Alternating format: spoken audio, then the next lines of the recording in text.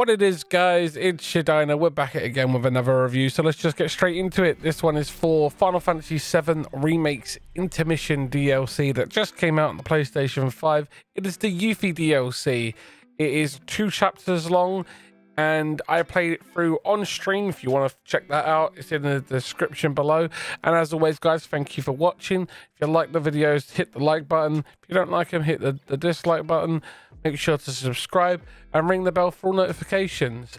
So this DLC takes place between the start of the game and before the plate falls. It ends at when the plate falls within the continuity of the timeline of the game. So here's the thing. This DLC doesn't actually affect your main game. So there isn't anything that you do in here that affects your main game. However, there have been new things added because of this DLC. If you've done the VR stuff later on in the game on chapter 17 in the base game, you can do all these different VR missions and you'll be able to fight Bahamut and other things like special Uber bosses. Well, they added a new one in this for that. They've added 2, and they both have an achievement tied to them. One is where you fight a character called Wraith, and another one is Pride and Joy Mark 0.5. So those are just end game things that you can do if you want to try and beat them. I do have some gameplay of that at the end of the video, so stick around for that. You might like it. It's me playing Wraith and I get my ass handed to me. It's my first experience of it, and it's not pretty. Let's just put it that way. So the gameplay is amazing. It's so fluid. Yuffie is quickly becoming my favorite character to play with so far. I love Tifa and Yuffie's play styles in this. The mixture of ninjutsu with shuriken fighting and and taijutsu. It's just amazing. I think they've done an amazing job with Yuffie, and I can't wait to see how they do characters like Sid and Nanaki, aka Red 13, and Vincent. I just think that these characters will have the most unique play styles. The only other character I'm curious about how they'll play it would be Cat's Life, just for curiosity's sake, given the fact that it uses a megaphone to attack. So I'm curious to see how that plays out. However, the cool thing about this one is they've added materia. You have weapons that you can get. I'm showing them off here. You've got the 3 weapons for Yuffie here, and the other character, the supporting role, Sunon. He has 3 weapons. He has 3 different staffs. They all can be upgraded, and you can also get different materias. There are unique ninjutsu based materias that you'll get later on. I will show them off in a moment. This is just one of the extra cutscenes. I think that if you play through the game on the easiest difficulty, it'll probably take you about 2 hours. I played through it on the normal difficulty on stream, and it took me 5.5 hours, and I didn't rush.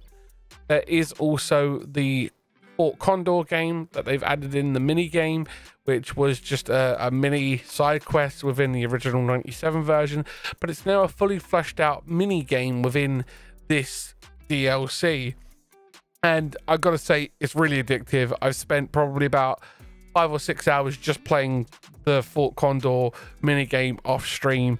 It's so much fun. I will max it out. I will get master rank on it on both normal version and hard version, because it's just so much fun.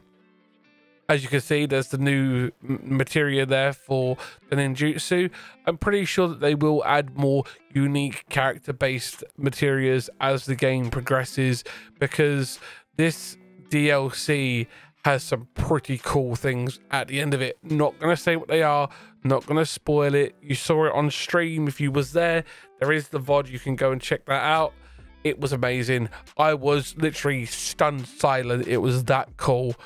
This DLC is well worth the wait. If you don't have a PlayStation 5 and you're annoyed about it, don't worry, you're gonna enjoy it when it comes out. I was blown away by this. I was so gripped. Whilst it's only 5 hours long on normal, on hard, I could tell you right now, I'm playing it through on hard and doing my normal stuff where I'm getting the Fort Condor stuff done, and hard is hard. It's not soft. It's like the base game was when it came to hard, it does add a challenge.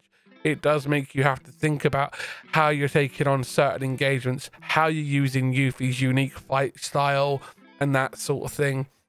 It really does add a level of challenge to it.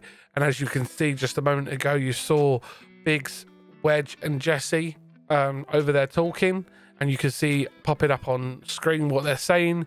So it does show that the game for the Yuffie DLC intersects with the mainline story characters, but you don't actually interact with them. So you can play this whilst you're playing the main game. I would, however, recommend that you play the main game first, get that completed, then play this DLC, because the ending stuff at the end of the game for the DLC is amazing, and it adds an entire another level of depth to the remake. And I cannot wait to see what they do for the second part and the third part, if there's going to be a third part. It is ready to blow my socks off. They are ready to go. The new characters that they've added here are amazing, and I do love the level of comedy that they've added to Yuffie's character and the way she acts and interacts with the other characters that have been added, like these three characters here and Nayo. They all interact with each other very uniquely, and I do like that. It does add a depth of the universe becoming larger. Even though it's such an old game that's being remade, they've been able to add so much depth and character to something that was very threadbare from the 97 version. And I know there are some people out there who give this remake a bad rap. I'm sorry, I'm not one of them. I am a Final Fantasy fan through and through, and it's amazing. This is the extra content I was telling you about at the end of the game. You can go back to the base game and go to chapter 17, and you can go to the VR machine and you can do the Uber bosses.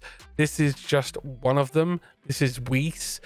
It does tie into the DLC, and it isn't a spoiler, don't worry. It's an Uber boss, so he doesn't actually have an interaction with you as Yuffie within the storyline, but he is an Uber boss in the now upgraded base game. And this is all being played in performance mode, so it's running at 60 frames, and definitely recommend the 60 frames over the 4K mode, because it just feels so much more fluid. Whereas running it at 30 frames, whilst it's visually astounding, does feel very chunky, and you feel very heavy the way your character moves and stuff like that. Definitely think that they have done an amazing job with this. I definitely think that the remake part 2 is going to blow my socks off, and when it comes out, I'm definitely going to be creating loads of content for it. So be subscribed for that stuff, guys. It's going to be amazing. I'm going to be talking about it a lot. So as you can see, this is the VR training. You get access to this earlier on in the game on the base game, and this is the machine in chapter 17 after you meet Chadley again for the third time. So you can go there and you can do these extra ones, and this is one of them. This is the Wraith fight, and I'm maxed out on every single character, and I've got almost every single materia maxed out, and every materia my characters are using here is maxed out, but I still get my ass kicked. It's insane. Absolutely destroyed. And I'm not surprised. They have done an amazing job, and this is probably the most challenging fight that I've come up against on the game since they released it. Now, don't get me wrong, Pride and Joy when I first found it was a lot of fun, but once you learnt the mechanics to it, it was very easy. It was just a case of getting your timings right. But they've done an amazing job with this. This feels like an all-out massacre. It is tough. He is unrelenting. I still haven't worked out how to beat him, but I will do. And when I do work it out, I'll probably make a tips and tricks video on how to beat him for you guys, so you guys can learn a little bit on how to do it. So this is me getting my butt kicked. he is tough. Just a little bit about the character, the way he plays. He actually has 2 swords, and both of those swords are also gun blades. They have, I think, muskets that run down the top of the sword. So it runs along the back of the sword, the blunt side, for those who don't know. And he also has different stances that he takes in the fight. I don't get to see any of those in this fight because he just whoops my butt. But I have been trying to beat him off stream and whilst I've been leveling up Yuffie and stuff, and it is tough. I have gotten to the maximum of taking off about a quarter of his health, and he still kicks my butt. And it's hard. I found out that he has a couple of different stances that he switches between as you fight him. So it does require you to be very versatile with the way you fight. So this is going to be something that I'm going to work on, and I'm going to try and nail it. And once I can nail it, I will definitely be making a tips and tricks video on how to beat Wraith, because this feels like a fun fight that is going to take some time for me. And I hope you guys look forward to that. So anyway, guys, thank you for watching. Hope you enjoyed the video. Hope you're having a good day. Take care. Be safe. Be well. Thanks for watching. And keep on smiling, guys. And I will see you in the next one. And we'll enjoy watching my butt get kicked. Because what's wrong with watching you get your butt handed to you? It's tough, guys. Thanks for watching. Bye.